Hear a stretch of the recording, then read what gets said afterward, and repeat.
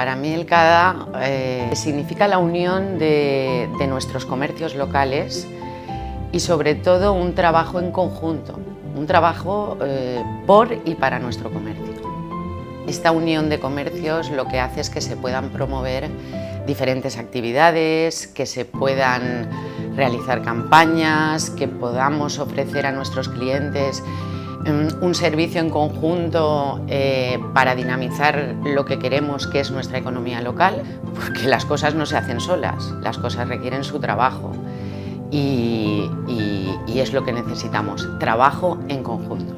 Sería muy importante que todos los asociados se animasen a participar en todas estas campañas. Debemos deshacernos de ese prejuicio que tenemos a ir a mirar a nuestros comercios. ¿Y si no me gusta? ¿Y si luego no le compro? El comercio no se va a enfadar. No es necesario irse a una gran superficie porque allí no me conocen y voy a comprar o voy a mirar lo que yo quiera. Nuestro pueblo nos ofrece todas esas ventajas.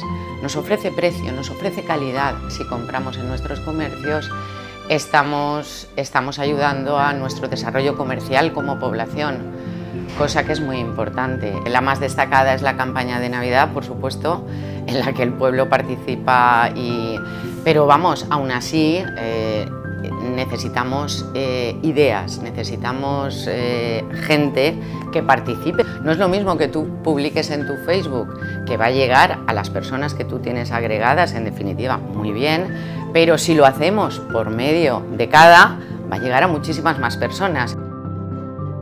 Som CADA, el cor del comerç, el cor de la teua ciutat.